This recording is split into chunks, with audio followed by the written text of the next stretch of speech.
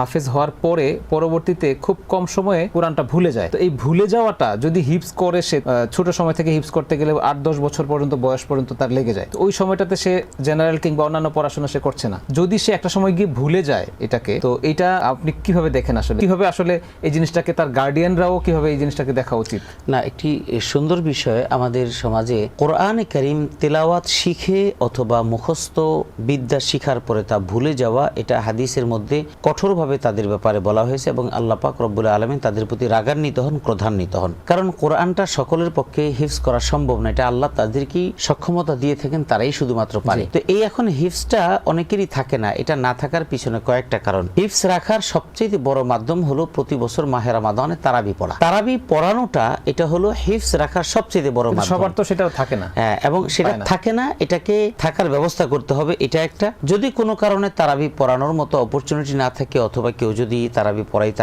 আগ্রহী না হন, তাহলে সেক্ষেত্রে তার কোরআনটাকে অন্ততপক্ষে রমজান মাসে, যাতে করে যাদের সামর্থ্য আছে তারা তারাবি পড়াবে না, এটাই স্বাভাবিক হয়তোবা। তো তাদের ক্ষেত্রে একটা পরামর্শ হলো যে তারা একজন হাফেজের শরণাপন্ন হয়ে অথবা একজন হাফেজকে টিউশনের জন্য যেমন একজন হুজুর রাখে, এইরকম একজন হাফেজকে রেখে অন্ততপক্ষে প্রতিদিন সন্তানের হেফজটাকে এক পারা করে এটা মুখস্থ করানো, মানে এটা আবার রিপিট করা, যাতে করে শুনানি, যেটাকে মানে হেফজের পরিভাষায় দৌড় বলে, এইভাবে অর্থাৎ শোনানো। এই পদ্ধতিটা না রাখলে আসলে কোরআন হিফজ রাখা খুব কঠিন হয়ে যায়। এর মধ্যে আমাদের মনে হয় যে যেটা আমরা অভিভাবক যারা আছি, আমাদের সন্তানদেরকে হিফজ করানোর আমাদের অনেক বড় একটা মহান ইচ্ছা। এই ইচ্ছাটা পোষণ করার পূর্বে আমাদেরকেই ঠিক করতে হবে যে আমি যতদিন বেঁচে আছি আমার সন্তান যেন হিফজটা রাখতে পারে, ধরে রাখতে পারে, আমার গাইডলাইন দেওয়া উচিত। হিফজ করানোটা আসলে যতটা সহজ, হিফজ রাখাটা কঠিন অনেক।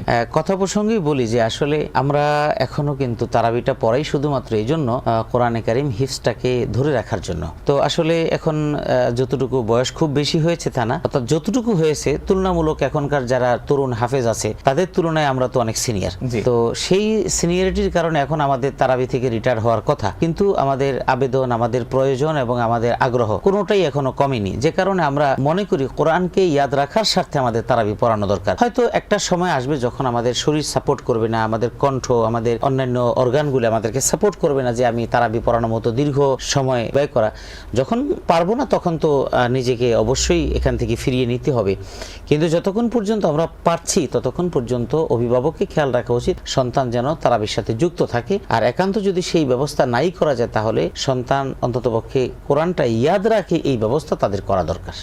অবশ্যই। এর মধ্যে আমরা যারা হিফজ করছি তাদেরও আপনি যেটা শুরুতেই বললেন যে আমাদের হিফজ করলাম কিন্তু বুঝে পড়ছি না বা বুঝতেছি না কিছুই, তাহলে সে যদি আবার ইয়াদত আর না থাকে, সব শেষের পরিণতিটা কিন্তু ভয়াবহ। পরিণতি কি, সে সাধারণত তখন বিপদগামী হয়ে যায়, অধিকাংশই বিপদগামী হয়ে যায়। কারণ কোরআনে কারীম ধারণ করার এটার পিছনে মেহনত যেমন আছে, শয়তানের এটার পিছনে বিভ্রান্ত করার জন্য পরিশ্রমটা টার্গেটই এটা শয়তানের। তো একজন হাফেজকে যদি বিভ্রান্ত করে তাহলে সেটা কিন্তু খুব বেশি ধরনের খারাপ অবস্থা হয়ে যায়। তো সেজন্য হাফেজে কোরআন যারা আছে তাদের অভিভাবকদেরকে আমি বলবো, আপনার সন্তান হাফেজ কোরআন হওয়ার সৌভাগ্য অর্জন করেছে, এটা আমাদের নিঃসন্দেহে, এটা আপনার সন্তান একজন ভাগ্যবান সন্তান, আপনি একজন ভাগ্যবান পিতা, ভাগ্যবান মাতা।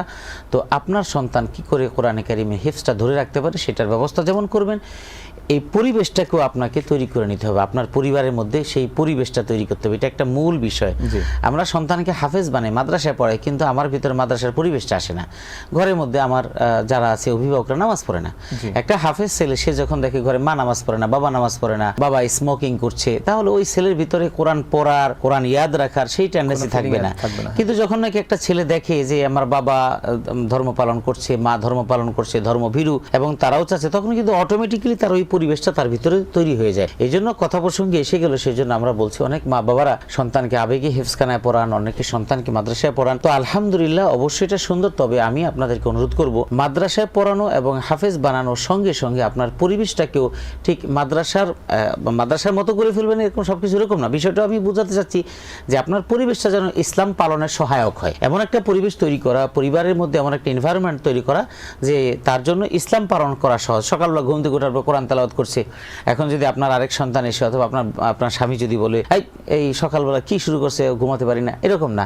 সে কোরআন তেলাওয়াত করলে, সে যাতে করে কোরআন তেলাওয়াত করলে এটা আপনাদের সহযোগিতা হয়, আপনারা যাতে করে তাকে অ্যাপ্রিশিয়েট করেন এবং তাকে সাধুবাদ জানান, এইরকম একটা পরিবেশ ঘরের মধ্যে তৈরি করে নিতে হবে। তাহলে সন্তানরা ইসলাম পালন, দ্বীন পালন, কোরআন হিফজ করা এবং হিফজ রাখার ব্যাপারে তারা সচেতন হবে। Heaven TV, জান্নাতি আহ্বানে প্রতিক্ষণ।